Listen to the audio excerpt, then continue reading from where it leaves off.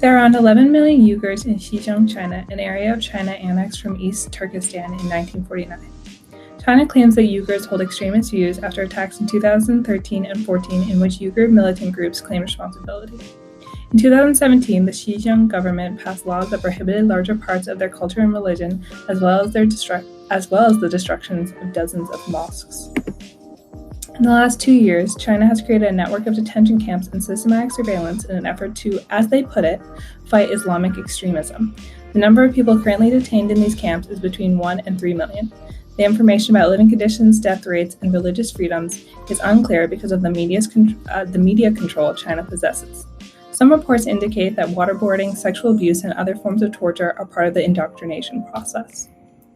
It's the largest mass internment of any ethnic religious minority group since World War II.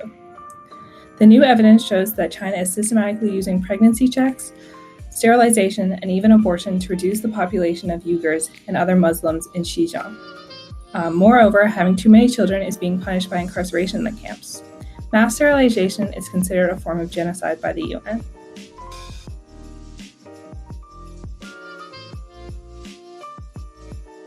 Let's talk about Lebanon's economic crisis.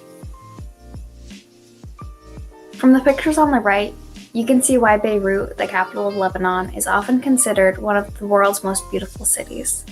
The lavish nightlife and skyscrapers. And this is the life of tourists, but not so much for the Lebanese people. In 2019, the country saw its debt rapidly increase through a series of high-interest debt buyouts by the Lebanese government, in an attempt to fix the value of the Lebanese pound against the US dollar. This ultimately failed, and Lebanon's pound lost significant value and the interest accrued on debts. With the Lebanese pound losing value, many importers of goods required payment in US dollars, which is a price too steep for many workers.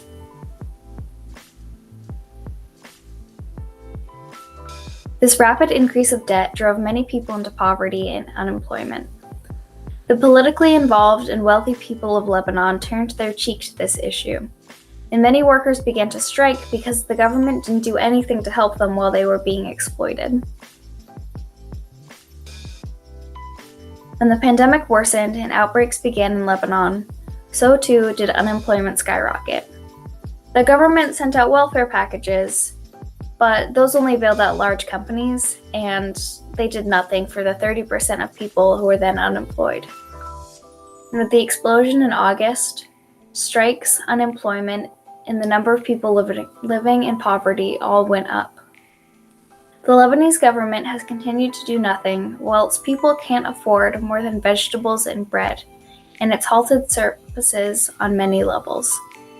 I encourage you to learn from this issue and the lack of leadership displayed in Lebanon.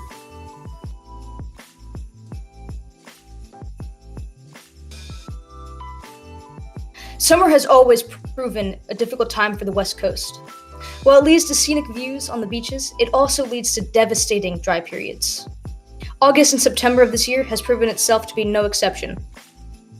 While wildfires are a common occurrence in these summer months, this year's record-breaking heat wave and human intervention has sparked one of California's worst wildfire seasons in history.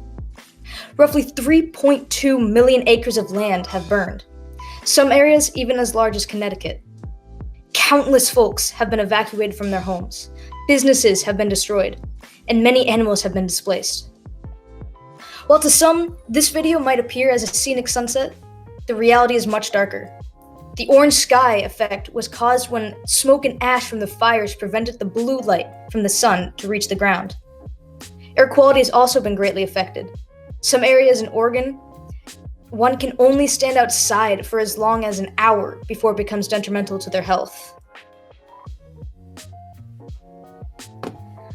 But why are these fires so intense this year? Many experts are claiming climate change as a leading factor. While many things can be the cause of wildfires, such as lightning storms in a dry area or trees knocking down power lines, some cases are much more human-generated. A gender reveal party gone sour in El Dorado caused a fire that spanned 10,000 acres this month. But the biggest problem lies in how quickly the fires ignite and how quickly they spread. This is a dry season unlike one we've ever seen before, with record-breaking heat waves and an ever-increasing gaps between rains. You have to wonder, what else can we do to prevent the ever-increasing climate problem?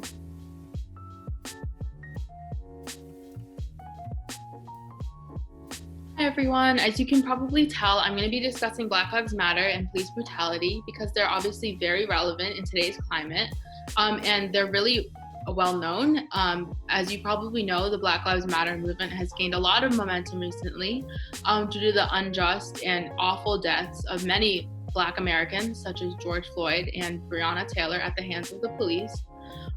Police brutality has been one of the most prominent topics on the table recently, especially for the Black Lives Matter movement, because unfortunately police brutality disproportionately affects people of color, specifically Black people, as they have been 28% of those killed by police in 2020, despite being only 13% of the population.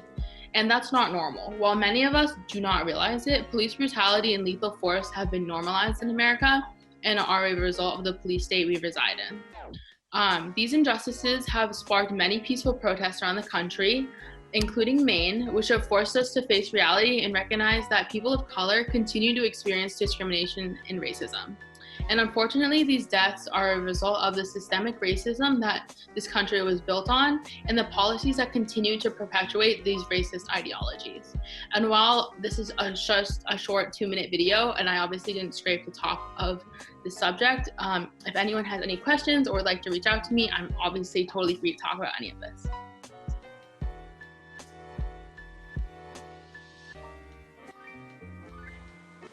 COVID-19 is said to have originated from a wet market in Wuhan, China, called the Huanan Seafood Wholesale Market.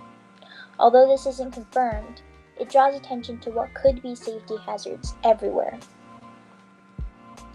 A wet market is essentially a place where butchers and grocers can sell food, especially live food, and produce straight from the farm. The conditions of the animals on the market play a huge part in viruses that are easily spread from one to the other. Some are cramped into confined quarters, while others are slaughtered on the spot for purchase.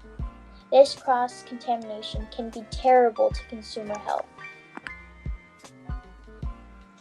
Many previous viruses like SARS, the swine flu, the Ebola virus, and avian influenza came from human interaction with different animals.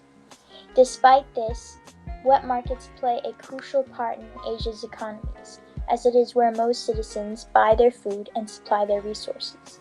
Simply getting rid of them won't necessarily change what is already occurring, and could likely cause the black market to go out of control. Perhaps, if we could find a way to either limit this interaction or enforce safety regulations, we could reduce the chances of other pandemics on the horizon.